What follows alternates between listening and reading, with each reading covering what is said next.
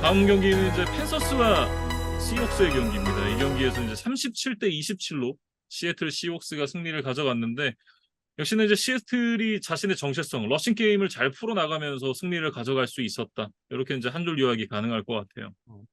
사실 앞선 두 경기에서는 러싱 공격이 피트 캐롤 감독이 원하는 만큼 풀리지는 않았던 것 같아요. 네, 음, 두 경기 모두 팀 전체의 러싱 야드 기록이 80야드 정도밖에 되질 않았으니까 조금 기대치에 못 미치는 뭐 그런 내용이었는데 이날은 이제 케니스 워커 혼자 97 러싱 야드, 2개 터치다운에 59 리시빙 야드까지 더해주는 엄청난 기록을 보여줬고 신인 러닝백 자크 사보넷이 이제 러싱 시도당 5.1야드를 전진하며 50야드 가까이 전진을 해준 게 좀 인상적이었습니다. 음. 뭐 워커가 이날 또 특유의 이제 주크 무브를 이용해서 빅플레이를 만들어내는데 성공을 했었는데 워커의 폭발력은 이미 뭐 작년에 어느 정도 검증이 된 부분이었으니까 이제 뭐 새삼 놀라운 장면은 또 아니긴 했어요.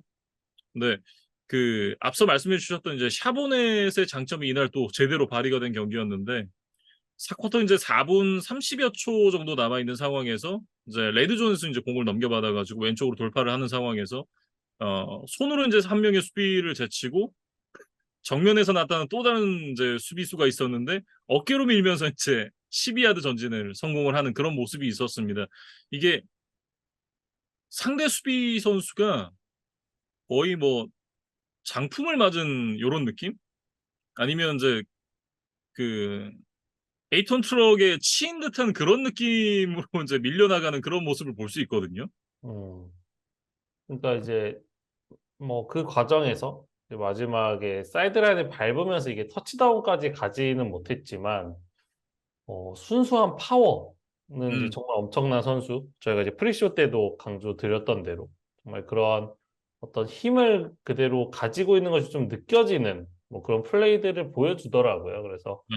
뭐 아직 누적야드 면에서 뭐 엄청나게 뭐 폭발을 했다 이렇게 볼 수는 없지만 분명히 팀의 러싱 공격에서 이 샤보넷만의 좀 장점은 분명히 있겠다. 예, 이런 것들은 좀 인지할 수 있었던 시간이었습니다. 음.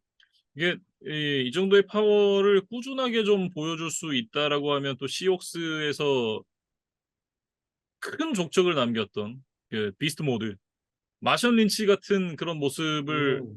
언젠가는 보여줄 수 있지 않을까 이런 생각도 좀 해보게 돼요. 음. 뭐 마션 린치의 전성기는 사실 뭐 시애틀을 넘어서 거의 전국구적인 인기를 누렸던 이제 그런 기간이 있는 선수이기 때문에 이 샤보넷이 좀 롤모델로 삼기에는 이제 충분한 음. 선수다라는 생각이 저도 들었습니다. 네. 캐롤라이나 같은 경우에는 이제 그 브라이스 영 선수가 발목 부상을 당하면서 이날 경기에 좀 나서기가 어려웠고 그러면서 이제 앤디 달튼 선수가 오랜만에 또 선발 출장을 했습니다. 음. 사실 달튼이 알바로 나선 것 치고는 정말 열일을 하고 갔어요. 그러니까 11번이나 쿼터백 히트를 일단 얻어맞는 과정이 있었지만 58번의 패스를 시도하면서 정말 많은 패스를 이제 팔이 빠져라 던졌어요. 네, 근데 결국엔 좀 역부족이었고 뭐 애덤 딜런이라든가 뭐 DJ 샤크 뭐 이런 선수들은 나름 좋은 모습을 보여줬지만 러싱 공격에서 좀 도움을 줘야 되는 이 마일스 샌더스가 9번의 시도 24야드로 철저히 막힌 것이 그러다 보니까 이제 결과적으로 어떤 공격 루트가 좀 단순해졌던 그런 상황이 아니었나 싶습니다. 그리고 이제 그 수비 쪽에서는 이제 3쿼터 중반까지 그 상대에게 터치다운을 허용하지 않으면서 좀 팽팽한 흐름을 이어갈 수 있었는데 55야드 필드골 실패 이후에 상대에게 좀 좋은 필드 포지션을 내주고 결국 이제 거기서 또 첫 터치다운을 허용을 하게 됐거든요. 그 이후로는 좀 속절없이 무너지는 그런 모양새였습니다. 이게 이제 55야드 필드골을 차다가 이제 문제가 생긴 건데 음. 이 키커 에디 피네이로가 이번 시즌 이제 모든 킥을 성공했어요. 예, 그래서 아마 이 캐롤라이나도 좀 믿고 이제 장거리 필드골 시도를 뭐 한번 주문을 했던 것 같은데 피네로의 사실 프로 통산 최장거리 필드골 성공은 54야드밖에 되지를 않습니다. 네. 네, 그렇기 때문에 그리고 설령 이걸 넣더라도 한 점 뒤져 있다는 점에서는 뭐 별반 다를 바 없거든요. 예, 그래서 음, 차라리 그냥 펀트를 하고 유리한 필드 포지션에서 다시 공격권을 찾는 데 좀 집중을 해봤으면 어땠을까? 뭐 그런 좀 아쉬움은 남았습니다. 뭐 어쨌든 그 브라이스 영 선수가 지금 발목 부상으로 이탈을 해 있는 상황인데 돌아와서 곧바로 또 좋은 모습을 보여주긴 쉽지는 않을 거라고 봐요. 다만 이 선수가 어쨌든 경험치를 먹는 부분도 상당히 좀 중요하다라는 생각이 들고 돌아와서 NFL 무대에 빨리 좀 익숙해지는 게 중요하겠죠? 그래서 일단은 뭐 앤디 달튼이라는 이제 베테랑의 존재는 그래서 좀 브라이스 영에게는 소중한 것 같아요. 네, 그래서 네, 달튼은 뭐 승리를 가져가지는 못했지만 할 수 있는 한 좀 최선을 다했던 경기였고 음. 브라이스 형이 이 경기를 뭐 뛰지는 못했지만 지켜봤을 테니까 네, 또 달튼과 이런 경험들을 공유하면서 한층 더 성장한 모습을 좀 보여주길 기대하겠습니다. 다음은 이제 시카고 베어스와 캔자스시티 칩스의 경기입니다. 이날 이제 캔자스시티 칩스가 41대 10으로 이제 승리를 가져갔었는데 뭐 이 경기도 이제 예상대로 좀 흘러갔고 사실은 캔자스시티가 크게 앞서 나갈 때만 하더라도 돌핀스처럼 70점 가나? 뭐 이런 생각을 하셨던 분들 좀 많으셨을 것 같아요. 음. 사실은 칩스가 이제 첫 승 신고는 이제 지난주에 하기는 했지만 음. 그 경기에서 이렇게 공격이 만족스러워서 이긴 거는 냉정하게는 아니었거든요. 네, 네. 어, 뭐, 디펜딩 챔피언다운 오펜스는 이 3주 차에 와서야 처음으로 뭐 나왔다? 이렇게 음. 좀 얘기를 해도 이상하지 않을 것 같습니다. 네. 이게 뭐 사실은 이제 뭐 디펜딩 챔피언다운 오펜스가 처음으로 나왔던 그런 경기였다. 올 시즌 들어서. 뭐 이렇게 좀 얘기를 해야 될 것 같은데 뭐 경기 내용에 대해서 얘기를 하는 것보다 이날은 이제 그 테일러 스위프트에 대한 얘기를 좀 더 해야 될 것 같아요. 이날 이제 테일러 스위프트가 경기장을 찾았고 이 경기장을 찾으면서 그 트래비스 켈시와 제이슨 켈시의 어머니 도나 켈시와 함께 그 박스에서 경기를 봤거든요.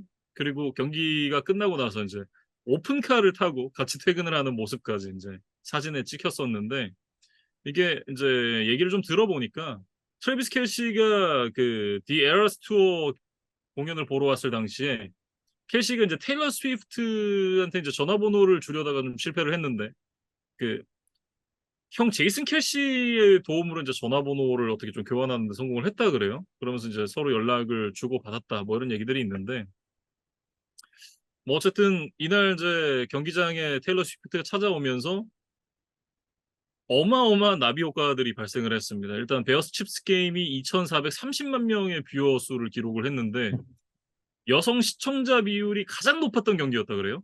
음, 그러니까 그리고 테일러 스위프트의 모습을 보기 위해서 또 많은 팬들이 뭐 접속을 했다고 봐야겠죠. 네, 뭐 이날 뭐 정말 이제 카메라에 많이 잡히기도 했었고 재밌는 부분은 트래비스 켈시의 유니폼 판매량이 400% 증가했다 그래요. 음, 이 뭐, 테일러 스위프트의 남자가 누구냐? 뭐 이런 네, 뭐 팬들이 좀 궁금증이 유발되지 않았을까? 네, 뭐 그런 네, 생각도 들고 사실 이날 그 41점째를 채우는 이제 마지막 터치다운 패스가 이제 마홈스로부터 이제 켈시에게 가면서 이 테일러 스위프트가 아주 기뻐하는 장면이 또 카메라에 이제 나왔었거든요. 근데 인터뷰를 보니까 약간 그 칩스 선수들도 이 부분을 좀 의식을 했던 것 같아요. 그렇죠. 오늘 이 스위프트가 와 있고 켈시가 뭔가 좀 주인공이 되는 순간을 그래도 한 번은 같이 만들어줘야겠다. 예, 음, 라는, 일종의 뭐, 마음속에 뭐 약속? 이런 것들을 좀 스스로 하고 들어갔던 게 아닌가, 마홈스가. 예, 네, 그러면서 뭐 점수차가 좁았다면 뭐 그런 걸 생각할 여유가 없었겠지만, 뭐 점수차까지 좀 여유가 있었기 때문에, 예, 그런, 일종의 깜짝 이벤트를 지금 좀 준비를 했던 것 같습니다. 음. 그리고 이제 이 부분에 대해서 이제 벨리치 감독님도 굉장히 흡족해하는 그런 모습이었는데, 트레이비스 켈시가 이제 커리어에서 많은 빅캐치를 만들어냈는데, 이번 캐치가 가장 큰 캐치다. 음, 라고 이제 또 얘기를 하기도 했었고, 예전에 그 시즌 들어가기 전에 지금 이제 그 테일러 스위프트가 투어 진행 중이잖아요.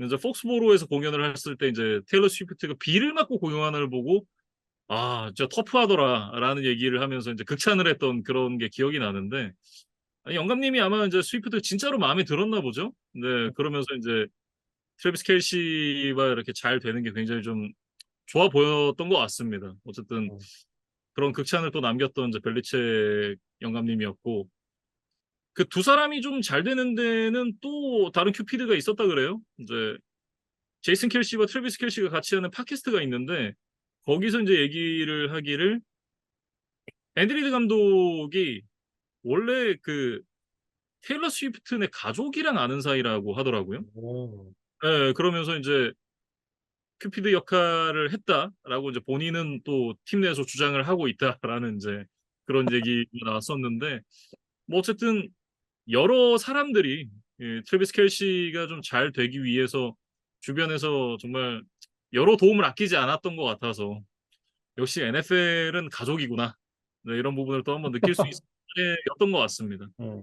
잠깐 경기 이야기로 들어와서 음, 앤디 리드 감독의 뭐 기록에 대한 것도 하나 좀 말씀드릴 게 생겼던 것 같아요. 그래서 이날 승리를 통해서 통산 271승째를 거두면서 뭐 톰 랜드리 감독을 넘어서 지금 역대 감독 다승 4위에 이름을 올리게 됐거든요. 네, 그래서 3위와는 좀 많은 격차가 있기 때문에 뭐 당장은 뭐 추가적인 순위 상승을 기대하기는 좀 어렵겠지만 어쨌든 앤디 리드 감독이 점점 이렇게 칩스로 와서 정말 첫 우승도 하고 정말 많은 승리를 거두면서 이런 기념비적인 어떤 기록의 주인공이 됐다. 네, 이런 말씀을 또 드리고 싶었습니다.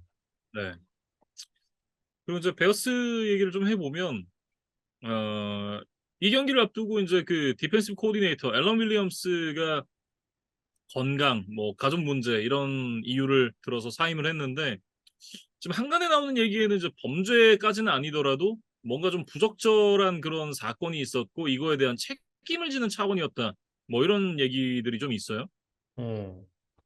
그리고 이제 뭐 디펜시브 코디네이터 문제뿐만 아니라 주전 쿼터백 저스틴 필즈도 내가 지금 부진한 것이 약간 코칭 때문이다. 라는 뉘앙스의 또 이야기를 하면서 팀 분위기가 좀 좋을 수가 없는 상황이 아닐까라고 좀 음. 조심스럽게 추측을 해봅니다. 이게 코칭의 문제가 있을 수도 물론 있겠지만 그 자기 팀 동료의 헬멧에다가 패스를 던지는 게 어떻게 봐도 이제 코칭의 문제는 저는 아니라고 생각을 하거든요. 음, 또 이제 많은 분들이 저랑 이제 같은 생각을 하실 것 같은데 실제로 이제 코칭 문제가 어느 정도 있다고 하더라도 이 정도로 본인이 못하는 거는 본인의 책임도 분명하게 있단 말이죠. 근데 깔끔하게 인정을 하면 그러면 이제 뭐 사람들이 너 개 못해라고는 하겠지만 못하는 건 어쩔 수 없는 거고 이게 그래도 너는 못하지만 착한 애네라고 이제 얘기를 할 수는 있을 텐데 이거는 이제 풋볼도 못하는데 변명만 되는 이건 이 되먹지 못한 사람이 되어가고 있단 말이죠. 그러니까 이런 식으로 나오면 아마 지금 나중에 백업이나 이런 걸로도 자리를 찾기가 쉽지는 않을 것이다. 이미 이제 주전 쿼터백 자리는 31개 팀, 그러니까 시카고 베어스를 포함해서 32개 팀에서 이제 주전 쿼터백 자리는 없어요. 이 선수에게 누가 이제 주전 쿼터백 자리를 주겠습니까? 근데 본인도 이제 그 먹고 살려면 백업 자리를 찾아야 될 거 아니에요. 이미 벌어놓은 돈은 많겠지만. 근데 이런 식으로 이제 애티튜드를 갖고 가는 선수에게 누가 이제 백업 쿼터백 자리를 맡기겠느냐. 이런 부분을 좀 본인도 한번 생각해 봐야 될 포인트가 아닌가. 음, 저는 그런 생각이 좀 드네요. 음. 그리고 이제 앞서 그 앨런 윌리엄스 코디네이터가 팀을 떠나면서 좀 공백이 생겼다고 말씀드렸는데 당초 이제 수비 쪽 전문가인 이 맷 이버플러스 베어스 감독이 직접 수비 플레이 콜링을 진행을 했었다고 해요. 그런데 음. 뭐 이버플러스 감독의 뭐 역량이 부족해서 칩스를 막지 못했다라기보다는 그대로 좀 속절없이 당했다. 이런 정도의 표현을 하는 게 어떨까? 오히려 이제 그런 것들이 조금 더 자연스러운 표현이 될 것 같은 그런 경기 내용이었습니다. 이번에 살펴볼 경기는 이제 달라스 카우보이스와 애리조나 카디널스입니다. 애리조나가 28대 16으로 승리를 가져가면서 이번 주 정말 최고의 업셋을 만들어냈습니다. 아직 3주차밖에 하질 않았지만 이번 시즌 최고의 업셋이라고 해도 뭐 과언이 아닐 것 같아요. 그래서 사실은 앞선 두 경기에서 압도적인 경기력을 선보이던 댈러스 그리고 뭐팀 로스터의 뭐 클래스라든지 뭐 앞선 두 경기 성적 모두 뭐 굉장히 좋지 않았던 애리조나의 대결이었기 때문에 댈러스가 또 몇 점 차이로 몇 개의 턴오버를 유도하면서 이길까가 좀 뭐 애초에 관심사였었거든요. 근데 이제 그런 것들은 다 잊혀지고 애리조나가 이제 업셋에 성공을 했던 엄청난 경기 결과가 나왔습니다. 네. 이게 그 2주차가 끝난 시점에서 파워 랭킹 1위가 댈러스 카우보이스였거든요. 그 음, 여러 매체에서 이제 그 파워 랭킹을 정하는데 2주차가 끝난 시점에 대부분의 이제 랭킹이가 댈러스 카우보이스였던 점을 감안하면 이건 굉장히 충격적인 결과다. 이렇게 많이들 이제 좀 생각을 하실 것 같고 이진만 사장님도 굉장히 좀 슬퍼하고 계시겠죠. 이 경기 끝나고 나서 이제 말씀이 없으시던데. 뭐 어쨌든 나이너스랑 이글스가 지금 이제 3승 무패로 시즌을 출발하는데 반해서 지금 애리조나에게 발목을 잡힌 부분, 이 부분은 향후 이제 시드 싸움에서도 굉장히 좀 큰 역할을 하게 되지 않을까 이런 생각을 좀 하게 됩니다. 음. 그리고 사실 이 경기만 놓고 봐도 뭐 전진 야드라던가 레드존 공격 기회, 뭐 공격 점유 시간 이런 어떤 뭐 주도권을 뭐 나타낼 수 있는 그런 지표들에서 사실 댈러스가 조금씩이라도 더 우세한 기록들을 냈거든요. 네.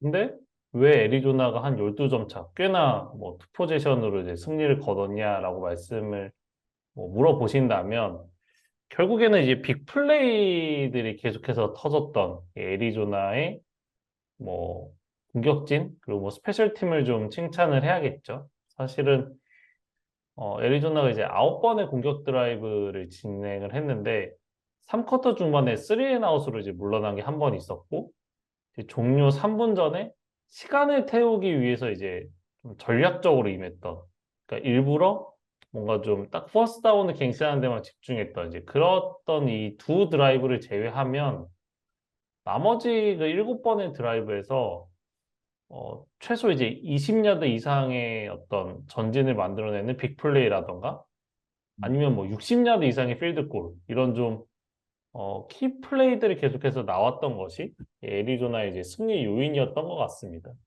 네.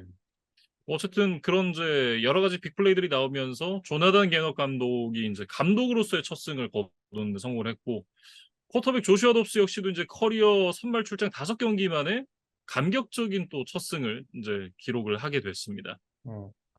봅스는 이제 이날 경기 후에 이제 기자회견에 참석을 했었는데 이때 그 승리 게임볼을 직접 들고 왔더라고요. 네, 그래서 이날 본인에게 굉장히 좀 그만큼 뭐 기억에 남을 만한 좀 잊고 싶지 않은 그런 좀 하루였던 것 같고 뭐 189야드에 55 러싱 야드 뭐 야드 뭐 숫자 자체가 그렇게 많지는 않지만 그래도 높은 패스 성공률과 함께 아주 좀 안정적으로 이제 경기를 이끌어갔고 뭐 첫 드라이브부터 사실 스스로 44야드 스크램블링을 성공하면서 뭔가 기선제압에 성공하는 모양새가 있었거든요.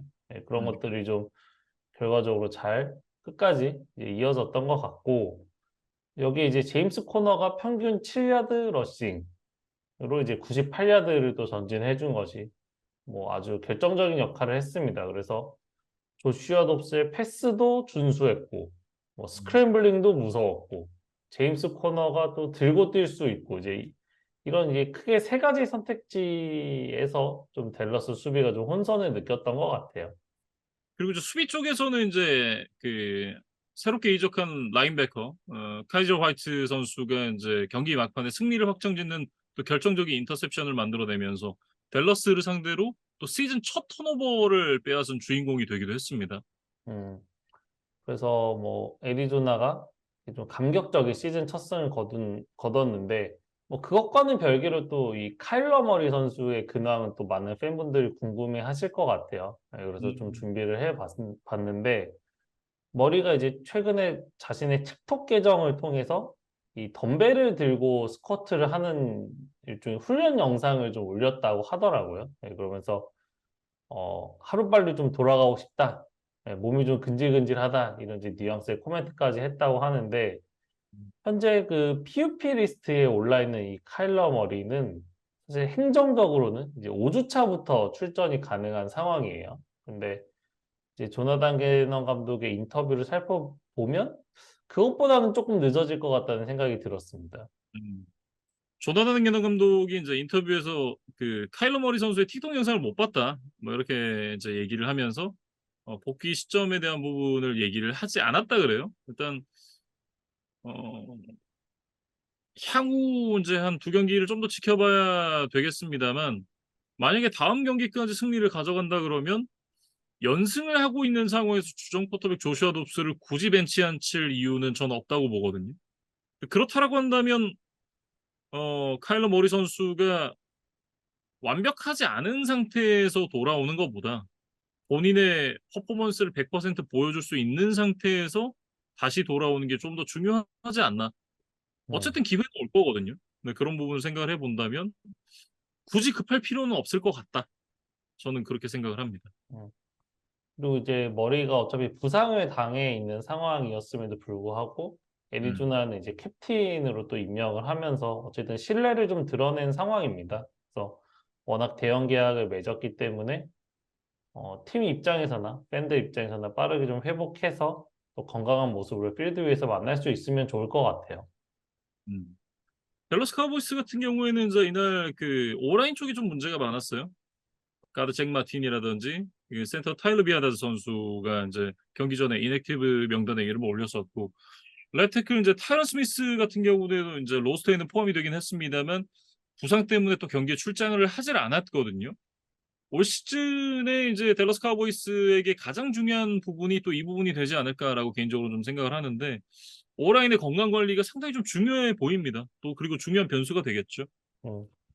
그리고 뭐 그나마 이제 뭐 진 경기지만 뭐 위안거리를 찾아보자면 뭐 토니 폴라드 계속해서 좋은 모습 보여주고 있고 마이클 갤럽이 정말 오랜만에 이제 92야드 6번의 캐치를 잡아주면서 뭐 존재감을 좀 드러냈던 하루였다. 예, 뭐 음. 이런 정도가 좀 위안거리가 될 것 같아요. 네. 그리고 이제 그 수비에서 이게 트레이번 딕스 선수가 이제 십자인대 부상을 당했다는 소식이 전해졌습니다. 이제 시즌 아웃이 됐는데 트레이번 딕스 선수가 또 그 빅플레이 턴오버를 유도하는 능력이 좀 뛰어난 그런 선수잖아요. 그런 부분이 시즌 중반에 분명히 아쉬운 순간들이 오게 될 텐데 그런 역할을 또 다른 어떤 선수들이 해줄 수 있을까? 사실은 댈러스 카우보이스 로스터에 있는 선수들 중에 그런 역할을 해줄 수 있는 선수는 글쎄요. 저는 당장 생각은 나지는 않거든요. 음. 그러니까 사실은 뭐 이날 이제 뭐 패스를 통해서도 빅플레이를 여러 차례 이제 허용을 했는데 트레번 딕스가 있었다면 좀 달랐을까? 네, 뭐 그중에 한두 개는 인터셉션을 만들어낼 수도 있지 않았을까? 뭐 이런 팬들은 좀 기대를 할 수밖에 없는 상황이죠. 네, 네. 댈러스 입장에서 너무 좀 아쉬운 경기였고 일단 이제 지난 시즌 5라운드에 뽑은 뭐 2년차 다론 블랜드라던가 마이애미에서 데려온 1라운드 픽 출신이었지만 뭐 결과적으로 좀 버스트로 판정이 됐던 노아 이그비 노기니 뭐 이런 선수도 있고 뭐 이런 선수들이 좀 돌아가면서 이제 이 트레번 딕스의 좀 공백을 메우지 않을까 뭐 이런 생각이 들었습니다. 네. 다음 주가 댈러스 카우보이스와 뉴 잉글랜드 페이트리어츠의 맞대결입니다. 저는 개인적으로는 글쎄요. 패츠가 지난 3주 동안의 경기력, 특히나 이제 수비 쪽은 문제가 없습니다만 그 공격 쪽에서의 어떤 부분을 생각해 봤을 때는 댈러스 카우보이스를 이기기가 좀 어렵지 않나. 이게 이제 제가 입으로 뱉으면서도 굉장히 좀 마음이 아픈 얘기인데 좀 쉽지 않은 경기가 되지 않을까 싶습니다. 음. 그리고 뭐 어쨌든 이 경기가 또 하나의 관심사가 될 만한 소재는 이 음, 이지키엘 엘리엇이 이제 뉴잉글랜드 유니폼을 입고 AT&T 스타디움을 방문하게 된다는 거예요. 네, 그래서 그렇죠. 엘리엇은 어떤 리액션을 할지 또 팬들은 엘리엇을 향해서 또 어떤 응원 혹은 야유를 할지 이런 것들 좀 지켜보면 재밌을 것 같습니다. 네. 이렇게 이제 댈러스 카우보이스와 애리조나 카디널스의 경기 얘기를 해봤고요. 다음 이제 선데이 풋볼이었던 피츠버그 스틸러스와 라스베이거스 레이더스의 경기입니다. 이 경기에서 피츠버그 스틸러스가 23대 18로 이제 승리를 가져갔는데요.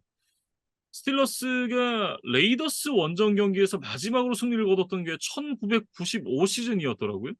그 음, 이후에 처음으로 레이더스 원정에서 승리를 거두는데 성공을 했습니다. 음. 사실 라스베가스 시대로 넘어와서는 원정 경기를 치른 것 자체가 처음이었어요. 예, 근데 이제 그 이전 시대 때 뭐 같은 지구는 아니니까 뭐 그렇게 뭐 매년 만나는 사이는 아니었지만 어쨌든 스틸러스가 늘 좀 고전을 해왔었던 징크스가 있었습니다. 근데 그걸 이번 기회에 잘 깼다는 생각이고 일단 쿼터백 케니 피켓 같은 경우는 뭐 엘리트 레벨의 뭐 플레이를 보여준 건 아니지만 모처럼 피켓이 이 정도만 해줬으면 좋겠다 정도의 수준을 좀 해주었던 것 같아요. 음, 어쨌든 팬들의 기대치를 충족시키는. 네, 그래서 뭐 켈빈 오스틴에게 뭐 72야드 아주 뒷볼 터치다운을 성공시키는 뭐 그런 장면들도 또 가장 하이라이트 필름 중에 또 하나였던 것 같습니다. 네. 어, 이날 이제 그 나제리 선수가 활약이 좀 미미했어요. 시즌 최다 이제 65 러싱 야드를 기록을 하긴 했어도 나지 해리스에게 기대하던 만큼의 성적은 아니기도 했었고 이날 이제 러싱 시도당 전진 야드가 3.4야드에 그쳤던 부분 생각을 해보면 효율적이지도 않았고 여러모로 나지 해리스가 시즌 초반에 부진한 부분이 이 스틸러스에게는 계속해서 좀 고민이 되지 않을까 싶습니다. 음. 그럼에도 불구하고 사실 뭐 수비의 힘으로 이날도 좀 승리를 했다 이렇게 얘기를 해야 될 것 같은데 일단 리바이 월러스가 이제 2개 인터셉션, 4개 패스 굴절을 만들어내면서 가로폴로를 이제 상당 부분 압도를 했고 2021년 이제 DPOI를 받았던 이제 TJ 와트도 뭐 또 손쉽게 2개 색을 추가를 하면서 어떤 자신의 클래스를 입증을 해냈습니다. 네. 다음 주에 이제 피츠버그 휴스턴 원정을 떠나게 되는데 그때 이제 그 제이제 왓의 이제 링오바노 헌정 행사가 이제 계획되어 있는 것으로 알고 있는데 이게 TJ 왓이 휴스턴을 방문하는 스케줄에 맞춰서 좀 일정을 잡지 않았나 뭐 이런 생각을 좀 해볼 수 있고 과거에 이제 세 번의 디펜스 플레이 오브 더 이어를 받았었던 JJ 왓 그리고 그 형의 뒤를 잇고 있는 TJ 왓이 만나서 또 어떤 장면을 또 연출을 하게 될지 뭐 그런 부분도 상당히 좀 주목해 보게 되는 포인트인 것 같습니다. 한편 또 스틸러스 이야기를 하나만 전해드리면 좀 가슴 철렁한 소식이 하나 있었어요. 이제 이날 음, 승리를 거두고 전세기를 타고 이제 피츠버그로 돌아가고 있었는데 뭔가 원인이 명확하게 나온 것 같진 않지만 일종의 뭐 비상 착륙을 할 수밖에 없는 뭐 그런 상황이었더라고요. 그래서 이제 캔자스시티 공항에 뭐 잠깐 안전하게 내렸다가 뭔가 정비를 하고 다시 이륙해서 뭐 한국에 도착하는 그런 일정을 지금 소화를 하고 있거든요. 근데 어쨌든 뭐 큰 사고로 이어지지 않았기 때문에 뭐좀 천만다행이었다 좀 말씀을 드리겠습니다. 네. 그리고 이제 그 레이더스는 가로폴로가 3개 인터셉션을 던지면서 이제 좀 자멸하는 그런 경기가 됐었는데 마지막에 이제 장거리 패스에 어쩔 수 없이 이제 그 패스를 해야만 되는 상황에 좀 강제가 됐기 때문에 이게 인터셉션을 던질 수밖에 없었다라는 변명이 가능하지만 그 앞에 나왔던 인터셉션들은 글쎄요. 뭐 그런 것들은 아니었거든요. 그리고 그게 결국 또 필드골과 터치다운으로 인제 연결이 되면서 승부에 또 결정적인 역할을 했기 때문에 그런 부분에서 이제 가로폴로가 책임에서 자유롭기가 좀 어려운 것 같습니다. 음, 가로폴로가 지금 이제 3경기밖에 치르지를 않았는데 벌써 6개의 인터셉션을 던지면서 지금 이 부분에서 좀 불명예 기록 1위를 지금 달리고 있고 음. 사실 저희가 프리뷰 때 이제 데릭 카에 비해서 좀 안정감을 줄 수 있는 쿼터백이 장점이다라고 이제 소개를 드렸던 바 있었거든요. 근데 네. 이렇게 되면은 사실 장점은 사라지고 이제 폭발력이 부족한 단점만 남는 이제 그런 쿼터백이 자칫 될 수 있거든요. 그래서 네. 좀 빠르게 좀 재정비가 필요한 상황입니다. 그리고 이제 조시 맥데니얼스 감독의 의사결정에 대한 부분도 좀 얘기를 해야 될 것 같은데 이게 그 15대 23까지 이제 추격하고 난 이후에 이 4쿼터 막판에 이제 레드존까지 들어가는데 성공을 했었거든요.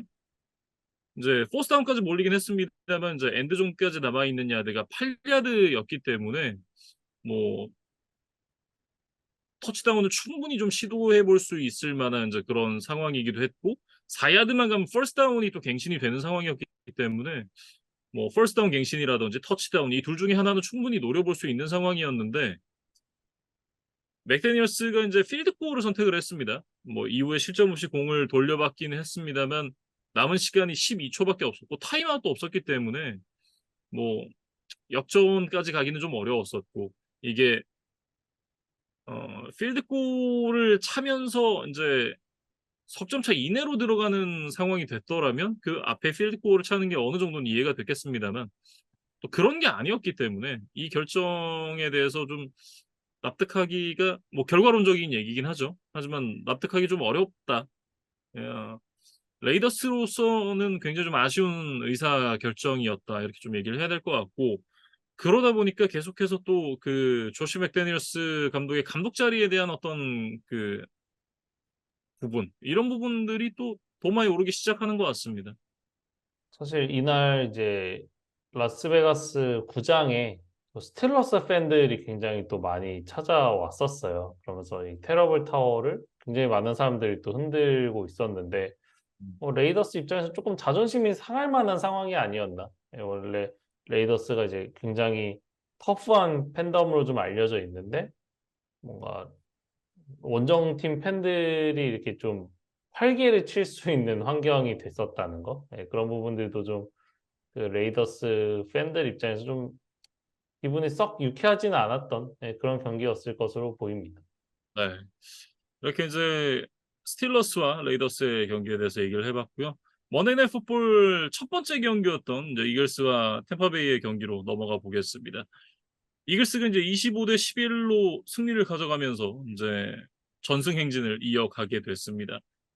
물론 음, 이제 그 이 경기를 치르기 전까지만 하더라도 두 팀 모두 인제 2승 무패를 기록을 하고 있었기 때문에 뭐 2승 팀들 간의 맞대결 이러면서 인제 좀 기대가 되는 부분도 있긴 했습니다만 사실 두 팀의 체급차는 분명히 존재했고 그 체급차 그대로 이글스가 승리를 가져가면서 인제 전승 행진을 이어가게 됐습니다.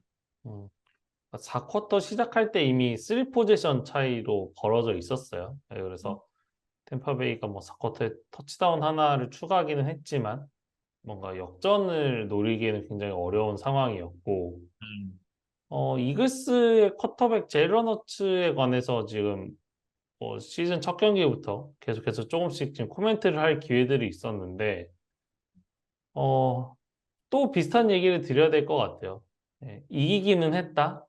하지만 지난 시즌 뭐 NFC 타이틀을 차지했던 팀의 쿼터백의 느낌을 주지는 못하는 것 같다. 뭐 음. 이런 얘기들이 좀 있었습니다.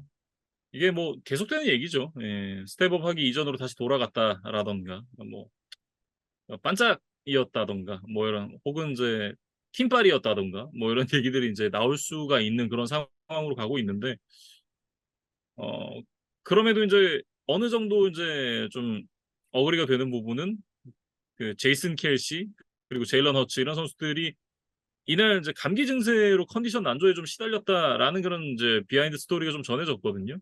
네 그러면서 이날 부진했던 부분이 어느 정도 해명이 되는 분위기이긴 한데 뭐 그렇다고 해서 이날 경기 제외한 앞선 두 경기에서 그렇게 잘했느냐? 그건 또 아니거든요.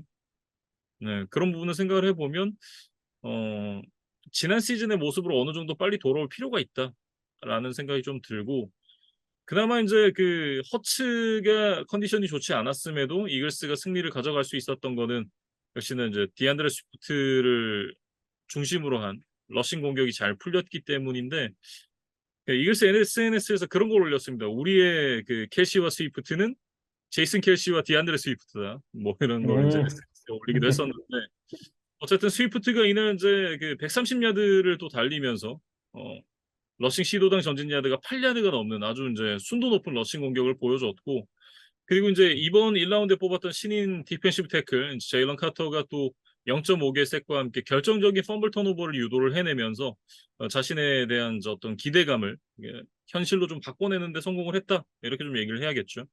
그리고 이제 뭐 턴오버를 유도한 장면도 있었지만 뭐 기록되지 않은 이제 순간들에도 상대 이제 오펜시브 라인 중앙을 이제 진짜 순수한 힘으로 이제 여러 차례 뚫어내는 장면들 음. 그런 게 굉장히 인상적이었고 아마 이날 이제 제럴런 카터의 반대쪽에 있었던 베이커 메이필드 입장에서도 이 카터의 존재가 늘 좀 신경이 쓰이고 뭔가 좀 두려움의 대상이 아니었을까? 네, 그런 생각이 좀 들었습니다. 네. 뭐 오프필드 이슈가 있긴 했습니다만 뭐 필드 위에서의 재능만큼은 뭐 손에 꼽힌다라는 평가를 왜 받았는지를 좀 엿볼 수 있는 그런 경기이기도 했었고, 템파베이 같은 경우에는 이제 홈에서 좀 업셋을 기도를 해봤었는데 토탈 전진 야드에서 이제 174야드와 472야드 이 압도적인 차이를 좀 보이면서 굉장히 좀 뭐라고 해야 될까요? 마이크 타이슨과 파키아오가 같은 링에서 이제 맞대결을 펼치는, 물론 이제 두 선수가 모두 다 레전드급 선수긴 합니다만 이게 체급에서 오는 차이라는 걸 또 무시할 수 없거든요.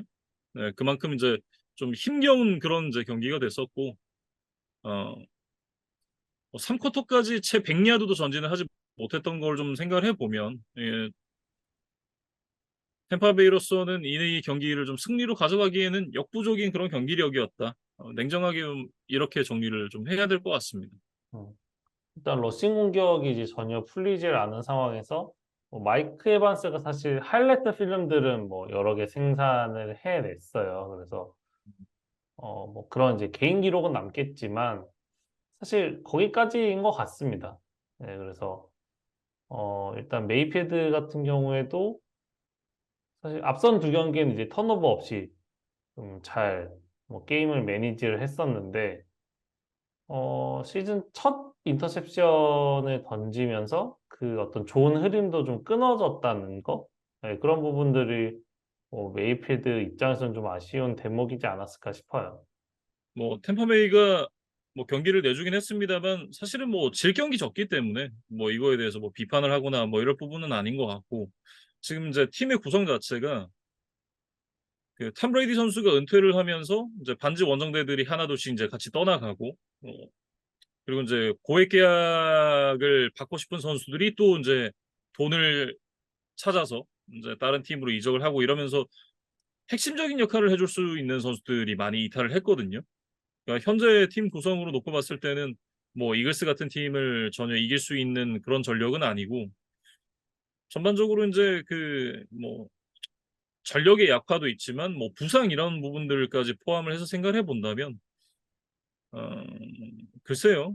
뭐 똑같이 2승 무패를 기록을 하고 있었다고는 해도 역시나 이글스를 상대로는 좀 어려웠다.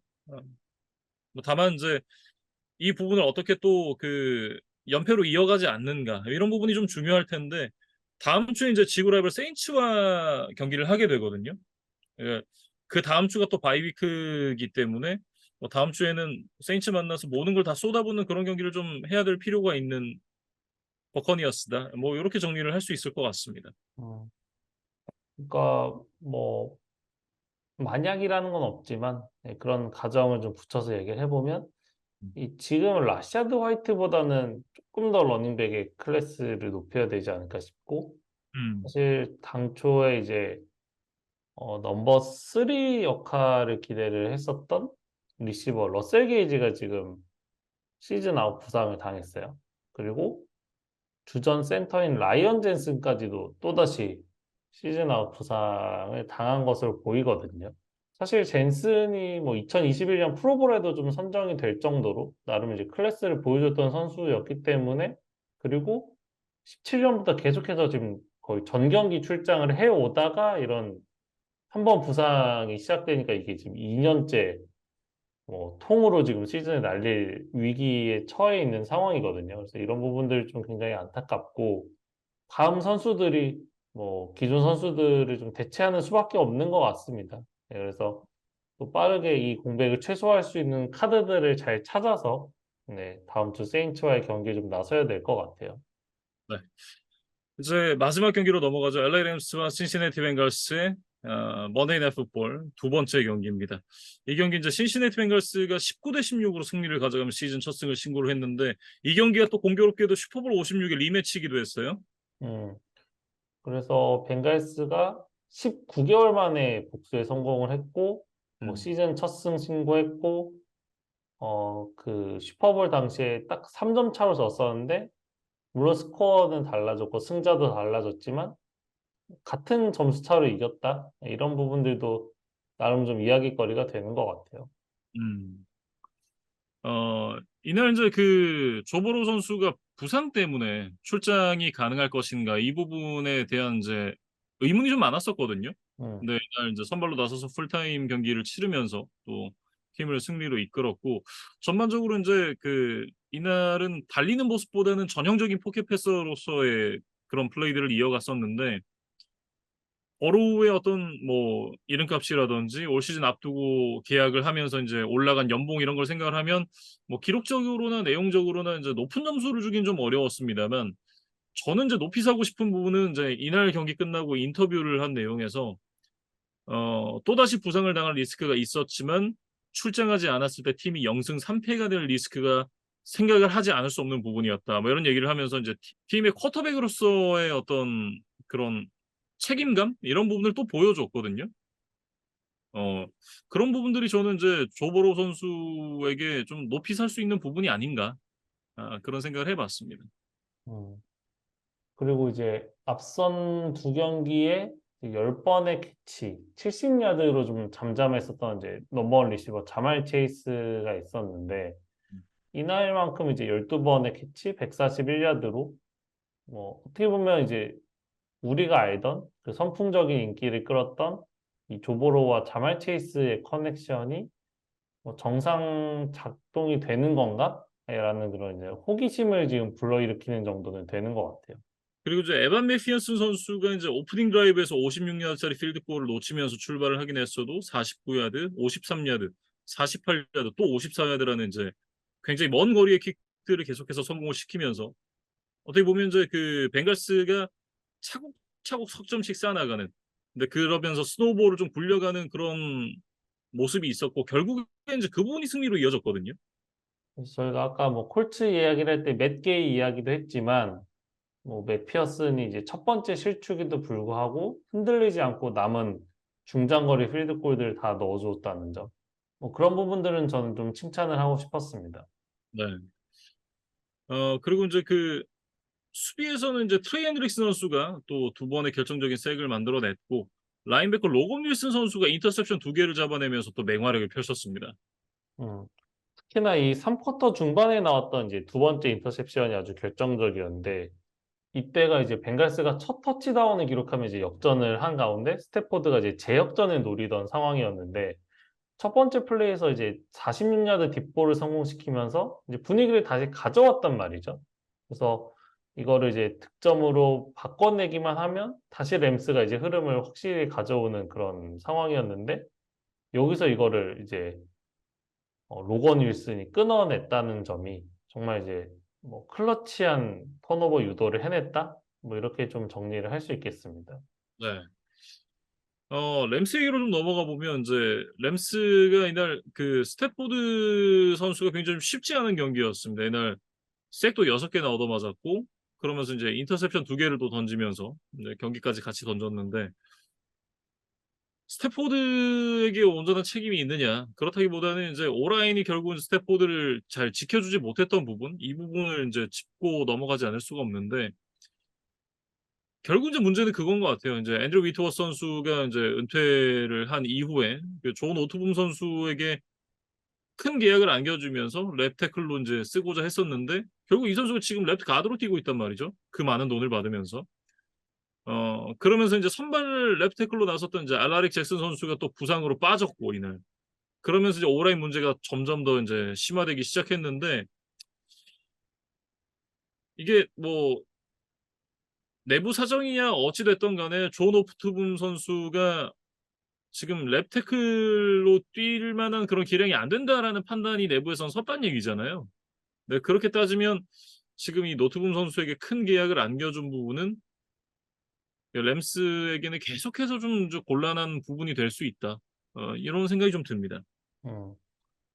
그러니까 뭐 선발은 다른 선수를 쓰더라도 그 음. 선수가 이제 부상으로 빠져나갔을 때 플랜 B 정도로는 생각을 해줘야 되는데 맥베이 감독은 이제 고집을 꺾지 않고 또 다른 백업, 이 자크 토마스를 지금 레프트 태클에 투입해서 경기를 치렀어요.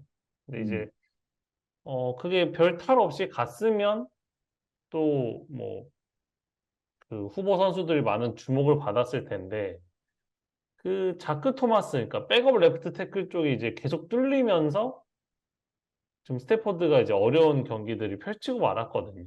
그래서 이게 다 지금 유기적으로 이제 움직이는 건데 노트북이 레프트 태클을 맡아줄 수 있는 정도로 이제 성장을 했었다면 어땠을까? 네, 근데 지금 그러질 못했기 때문에 뭐 여러모로 좀 꼬여 있는 것 같습니다. 네. 그리고 이제 그 램스가 캠 에이커 선수를 미네소타로 트레이드를 시켰습니다. 26년도 조건부 6라운드를 받고 2027년 조건부 7라운드와 캠 에이커스를 이제 보냈으니까 뭐 아주 큰 대가를 받지는 못했다. 뭐 사실상 뭐 거저 줬다라고 해도 이제 과언이 아닌 그런 느낌인데 1주차에 부진한 이후에 이제 션 맥베이 감독이 2주차에 선발 출장을 시키질 않았습니다. 그 부분에 대한 이제 불만을 SNS 계정을 통해서 드러냈고 이게 좀 트레이드의 결정적인 계기가 아니었겠느냐. 뭐 이런 그런 분석들이 좀 있는데 에이커스 입장도 어느 정도는 이제 이해는 되죠. 올 시즌 끝나면 이제 FA가 되는 상황에서 벤치로 밀린다는 것 자체가 본인에게 이제 기분이 좋지 않은 상황인 건 분명한데 이게 또 기분이 안 좋다고 해서 이제 SNS에 이제 또 그렇게 자기의 감정을 표출하고 이런 부분은 이제 프로로서 좀 부족함이 있지 않나. 그런 생각이 좀 들고 이게 장기적으로 봤을 때 본인에게 좋을 게 없거든요. 다른 구단들도 봤을 때 '어 우리 팀에 와 가지고 뭔가 불만이 생기면 또 저런 일이 생기겠구나.'라고 충분히 생각을 할 수 있는 부분이기 때문에 근데 그런 부분들은 이제 캠 에이커 선수도 한번 깊게 생각을 해 봐야 될 부분이다. 저는 그렇게 생각을 합니다. 음. 그러니까 일단 뭐 미네소타가 지금 이제 델빈 쿡의 부재를 결국 이 캠 에이커스를 통해서 좀 메워보려고 하는 것 같아요. 네, 그래서 어떤 결과로 이어질지 좀 지켜봐야 될 것 같고 이렇게 해서 이제 16경기 리뷰를 다 했거든요. 음. 뭐 정말 많은 일들이 있었고 4주차 일정에 대해서 정말 짧게만 말씀을 드리면 리그에서 지금 3연패로 시즌을 출발한 팀이 4팀이에요. 덴버, 시카고, 미네소타, 캐롤라이나. 음. 근데 스케줄을 정말 누가 이렇게 짰는지 그 4팀이 서로 맞대결을 하는 일정입니다. 그래서 이것도 진짜 대단하죠. 네, 어떻게 또 그 팀들 쏙쏙 골라가지고 그래서 뭐 무승부라는 이제 아주 극히 낮은 뭐 경우의 수를 제외하고 뭐 누구든 이긴다고 가정을 해보면 음. 두 팀은 시즌 첫 승을 거두면서 뭐 그나마 좀 받았던 상처들을 좀 치유할 수 있는 이제 그런 상황이 될 텐데 나머지 두 팀 지금 4연패로 가는 거거든요. 그렇죠. 네, 그래서 이거는 정말 안 된다. 네, 음. 그래서 무조건 지금 이겨야 되는 상황이고 지금 이제 3전 전승으로 시즌을 출발하고 있는 게 마이애미와 샌프란시스코, 필라델피아 이렇게 세 팀이에요. 근데 마이애미는 지금 험난한 버팔로 원정을 떠나는 반면 나이너스와 필라델피아는 이제 각각 지구 라이벌을 만나거든요. 근데 굉장히 좀 편안합니다. 샌프란시스코가 애리조나, 필라델피아가 워싱턴을 홈으로 불러들이는 일정이기 때문에 이 두 팀은 좀 당분간은 좀 강세가 유지될 것 같고 마이애미는 또 매번 그렇지만 네, 또 한 번은 또 시험 무대에 오르지 않을까 뭐 그런 생각이 들었습니다. 네. 이렇게 이제 진짜 이 다음 주 스케줄까지 간단하게 좀 살펴봤는데 이제 추석 연휴가 시작입니다. 음, 네. 그래서 이번에 뭐 대체 휴일도 있고 해서 뭐 주말도 끼고 해서 아마 꽤나 긴 연휴가 시작되는 걸로 알고 있는데 또 맛있는 것도 많이 드시고 가족들 또 지인들과도 시간 보내시면서 또 재충전의 시간을 가지시길 바라겠습니다. 네. 즐거운 연휴와 함께 또 NFL 4주차 경기들도 재밌게 지켜보시고 저희는 4주차 끝난 이후에 4주차 리뷰로 다시 돌아오도록 하겠습니다.